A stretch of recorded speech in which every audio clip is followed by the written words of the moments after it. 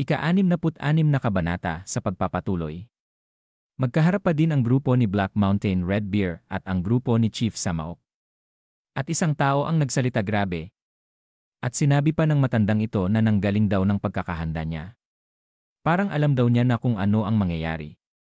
At nagulat na nanginginig ang isipan na sinabi ni Chief Samaok nang makita niya ang matandang iyon na ang akala daw niya ay patay na ito. At sinabi pa ng matanda kay Chief Samaok na paano daw niya isasara ang mga mata niya nang makarinig ng balita tungkol sa relikya ng kanyang kulto. At kamusta naman daw siya? At tumugon ito na hindi daw niya inaasahan na makakakita siya ng isang taong dapat na matagal ng patay. At sinabi pa sa kanya ng matanda na tila maayos daw siya. Gusto pa daw niya sanang makipag-usap, ngunit kailangan na daw niyang kunin ang relikya bago maging huli. At sinabi pa niya sa mga kasamahan nito na ihanda na daw ang mahiwagang gate array. At makikita ang mga ito na gumagawa ng orasyon. Habang bubunutin na ng ating bida ang espada ay sinabi pa nito na ito na daw ang simula ng digmaan. At sumigaw si Chief Samaok na sumulong daw sila ng buong lakas. At makikita ang ating bida at sinambuong soso ay mabilis na sumusugod habang sumisigaw. At isang taga-demon cult ang may hawak na kampana na kinakalimbang na ito ay naglalabas ng kakaibang enerhiya. At ang enerhiyang ito ay kumakalat sa ere. At sumisigaw ang ibang grupo ng ating bida na ito daw ay isang mysterious gate array. At sila daw ay na-trap dito. Sinigaw pa ng leader na manatili daw sa kani-kanilang posisyon. At luminali na ang ating bida na sinabi na ano. Ito daw ba ay isang mysterious gate array? Habang sinasabi ng ating bida na hindi daw ba't nasa isang lambak lang sila. Na makikita sinambuong soso ay nababahala sa kanyang nakita sa likuran na kakalabitin ang ating bida. At sinabi niya na tumingin daw siya doon. At tumugon ang ating bida na ano daw ang problema. At isang malakas na tubig ang papalapit.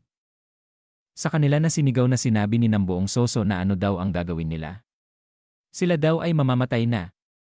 Habang nakahawak sa ating bida si Nambuong Soso ay sinabi nito na Miss, hayaan daw niyang sabihin niya ito sa kanya ngayon. Na pinagtatakahan ni Nambuong Soso. Na itinulak niya ito na sinabi na paumanhin daw. At ito ay nagulat na sinasabi habang pabagsak na baliw daw talaga siya. At makikita ang malakas na pagagos ng tubig.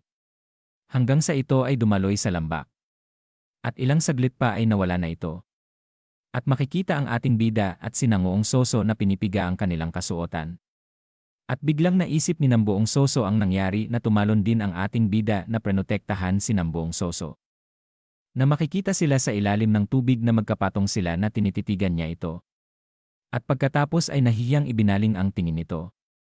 Na makikita ang ating bida na ganon din. At tumighim ang ating bida na sinabi na sila daw ay nakaligtas salamat sa Divine Dragon Scale Armor. At tinanong niya si Nambuong Soso na kung ayos lang daw ba siya. At tumugon ito na sinabi na ayos lang daw siya salamat daw sa kanya. At sinabi ng ating bida na nakatingala na sinabi na hindi daw niya yata maalala na galing dito sila kanina. Mukhang pamilyar pero kakaiba rin daw sa parehong oras. At tumugon si Nambuong Soso na sinabi niya sa ating bida na sa tingin daw niya ito ay epekto ng misteryosong gate array. At sinabi ng ating bida na kung ganon, ilusyon lang daw ba ito? Pero bakit parang totoo daw? At sinabing muli sa kanya ni Nambuong Soso na hindi pa daw niya narinig ang ilusyon na ganito kalakas. At habang naglalakad ay tinanong siya ng ating bida na makakalabas daw ba sila kapag dumating na ang leader ng alyansa.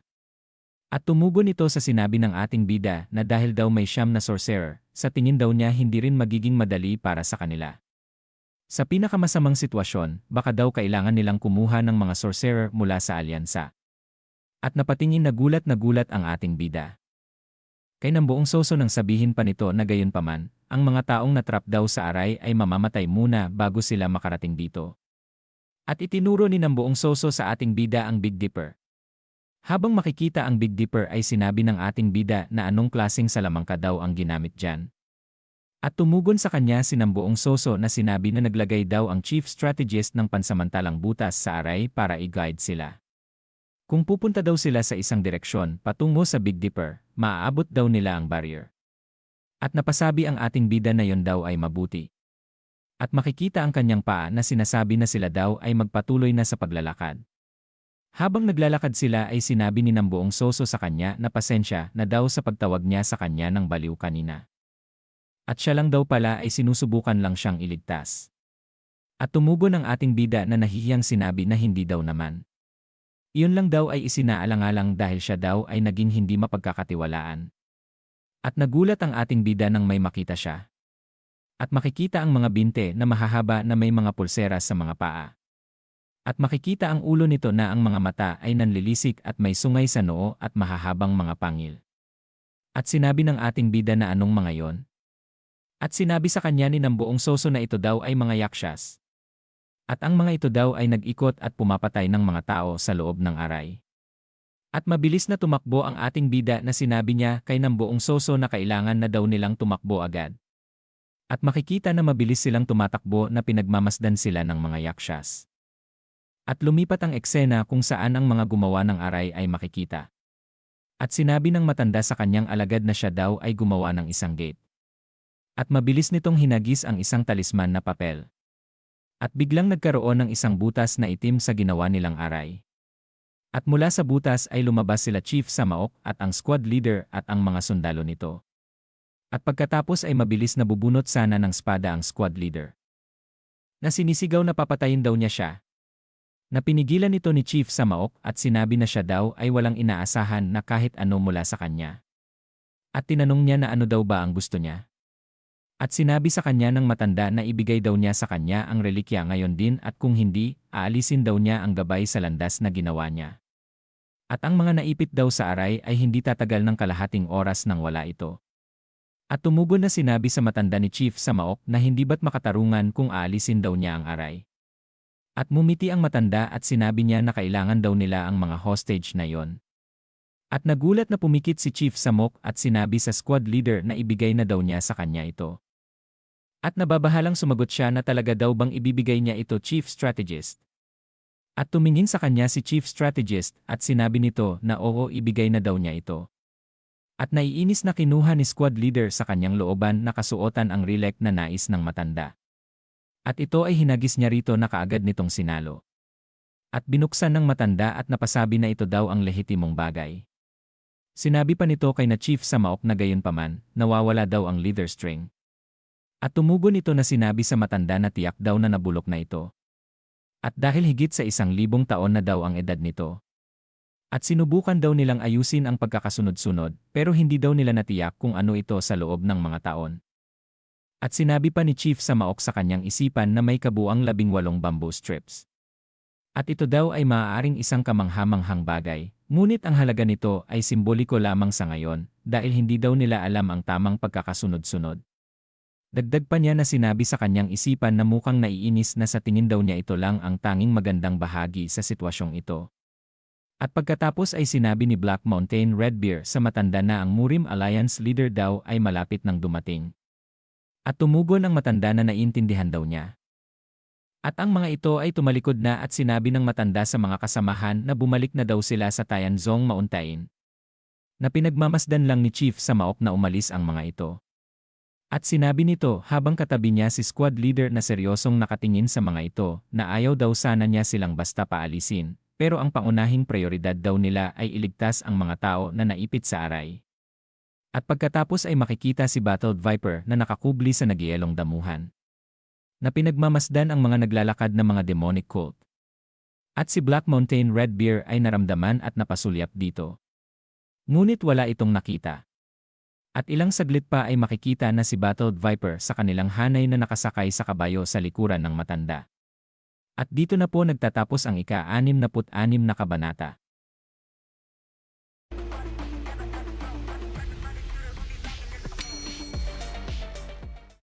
Ika-67 kabanata sa pagpapatuloy. Sa looban ng Mysterious Gate Array, makikita ang Big Dipper. At makikita ang paa ng ating bida na ito ay nagpupunas ng kanyang pawis na naiinis na napasabi na buwisit. At ang ating bida ay mabilis na bumunot ng kanyang spada. At itinutok ito na mukhang nahihirapan. At sinabi niya kay ng buong soso na hindi daw sila maaring patuloy na tumakas na ganito para mamatay lang. Na nag-aalalang nakatingin sa ating bida ito. At lumingon ang ating bida na sinigaw na sinabi nito na tumakas na daw siya. At siya na daw ang bahalang haharap sa kanila para makaalis na siya. At nagulat ang ating bida nang sabihin ni Namboong Soso na pumunta sa kanyang harapan at sinabing hindi daw iyon maari. Siya daw ang manatili sa kanyang likuran. At sinabi pa niya na nakatutok ang kanyang espada sa mga yakshas na maaaring mas magaling daw siya sa kanya pagdating sa panlilinlang, pero sigurado daw siyang mas magaling siya sa kanya sa martial arts. At tumalikod ang ating bida kay Namboong Soso at nakangiting sinabi nito na hindi lang daw siya basta magtatago sa kanyang likuran. At siya rin daw ay lalaban na kasabay niya. Hawak ang espada ay seryosong sinabi ng ating bida sa kanyang isip na nakayanan niya daw niyang mabuhay kahit napilay na porter siya. At pagkatapos ay isang malaking yakshas at pasugod sa kanya na ikinagulat ni Namboong Soso samantalang ang ating bida ay nakatutok pa din ang espada. At habang naiinis siya na sinasabi sa kanyang isip na hindi daw niya matatanggap ang isang ganitong kamatayan nang biglang nagliyab ang kanyang dibdib. At sumigaw na sumugod sa yakshas na sinabi na papatayin daw nila silang lahat. At nagulat ang yakshas sa ginawa ng ating bida at ito ay hinati niya sa dalawa. Na makikita ang ating bida at si Namboong Soso na hindi makapaniwala sa nagawa niya. At ang ating bida ay nagtataka pa din kung ano ang nangyari. At pagkatapos ay tiningnan nila ang naputol na katawan ng yakshas na nagtataka pa din at hindi makapaniwala. At pagkatapos ay takang-taka ang dalawa na napaturo pa ang ating bida sa kanyang hawak na espada habang si Namboong Soso at titig na titig sa espada niya. At nagkatinginan ang dalawa na sinabi ng ating bida na ito daw ay gumana. At lumipat ang eksena sa labas ng aray na makikita ang Murim Alliance leader ay nakadating na. At si Chief Samaok at ang squad leader ay mabilis na gumalang dito. At nagtanong na sinabi sa kanila na kung ang iba daw ba ay ayos lamang. At sinagot siya ni Chief Samaok na ang lahat daw ng iba maliban sa kanila dito ay naipit sa Mysterious Gate Array. At nagtanong muli ang Murim Alliance leader na ano daw ang nangyari sa relic. At sumuntok sa kanyang palad si Chief Samaok at yumukong sinabi na ibinigay na daw nila ito. At pagkatapos ay seryosong sinabi ni Chief Samaok kay Murim Alliance leader ang tungkol sa matandang leader ng demonic cult. At napahawak sa kanyang baba na sinabi na ibig daw ba niyang sabihin buhay pa ang matandang demonyong iyon. Habang nakapikit sina Chief Samaok at squad leader ay sinabi pa sa kanila ni Murim Alliance leader na ang sitwasyon daw talaga nila ay napakasama. At sinabi pa sa kanila nito na bago ang lahat iligtas daw muna nila ang mga tao na trap sa Mysterious Array. At tumingin sa mga batong nakaumpok na sinabi ni Chief Samaok na ang uri daw ng Mysterious Gate Array na ginamit nila ay ang 9-axis Bewildering Array. Sinabi pa niya na gaya daw ng pangalan, may 9 na axis ito. At kung sisirain daw nila ang isa sa kanila, dapat itong lumikha ng labasan sa loob ng halos kalahating oras. At nagtanong ang Murim Alliance leader kay Chief Samaok na sinabi na gaano karaming enerhiya ang kailangan niya para sirain ang isang axis. At tumugon ito na sinabi na hindi daw bababa sa 180 taon. At tumingin sa kanyang espada si Murim Alliance leader na sinabi nito na kung ganun, isa lang daw ang magiging pagkakataon nila. Habang naglalakad ay binunot niya ang kanyang espada. At tumigil at itinutok ang espada sa mga batong nakaumpok. At sinabi ni Murim Alliance leader na simulan na daw nila. Na makikita si Chief Samaok at si squad leader na seryosong nakatingin sa kanya. At makikita si Murim Alliance leader na nakapikit na nagko-concentrate. At inangat ang kanyang espada na naglalabas ng enerhiya. At pagkatapos ay minulat ang kanyang mga mata at mula sa malayo ay hinampas niya ang kanyang espada at makikita ang enerhiya sa dulo nito. Na makikita ang nakaumpok na bato at ilang saglit pa ay tumama na ang slash na itinira ng Murim Alliance leader dito. At isang malakas na guhit na enerhiya ang malakas na tumama sa mga batong nakaumpok. Na makikita ang slash ay umabot sa mga kakahuyan. At pagkatapos ay sumigaw si Chief Samaok na isa na daw ang nabuwal na axis. At protektahan daw ang Alliance leader. At makikita ang Murim Alliance leader at pagod na tila naubos ang enerhiya nito. At inalalayan na umupo ni squad leader ito na pinagmamasdan ni Chief Samaok. At napatingin ito sa kanyang likuran. Na nagumpisa na daw bumukas ang portal. Na napasabi pa ito sa kanyang isip na magiging bukas ang portal sa loob ng 30 minuto. Pagkatapos noon magsasara ulit ito. At lumalaki na ang portal na sinabi pa niya na lahat daw ay kailangan ng makalabas bago matapos ang oras na yon. At isang kamay ang makikita sa portal na may lumabas. At ito pala ay si Grandmaster Seal intact. At makikita rin na nakalabas rin ang iba pa. At pagkatapos ay makikita sila Murim Alliance Leader at si Squad Leader na may saya sa kanilang muka at may sumisigaw pa na sila daw ay nakabalik na. At ilang saglit pa ay nabahalang nagtataka si Squad Leader. At tinanong ang mga sundalo nito na sinabi na 42 tao lang daw ang nakalabas. Paano daw ang iba? At tumugon ang isa sa mga sundalo na nagkahiwa-hiwalay daw sila habang nakikipaglaban sa mga yaksha. At sinabi pa nito na habang nakatingin kay Grandmaster Seol intact na sinusundan daw nila siya. At hindi daw sila makakabalik ng buhay. Kung hindi daw dahil sa kanya. At makikita sa ere ang enerhiya ng Mysterious Array. Na sinabi pa sa kanila ni Squad Leader na may mga 7 minuto pa daw bago magsara ang portal. At makikita ang portal ay paliit na ng paliit. At naiinis na sinabi ni Samaok na kailangan daw niyang pumasok muli. At pinigilan siya ni Squad Leader na sinabi nito na hindi daw pwede.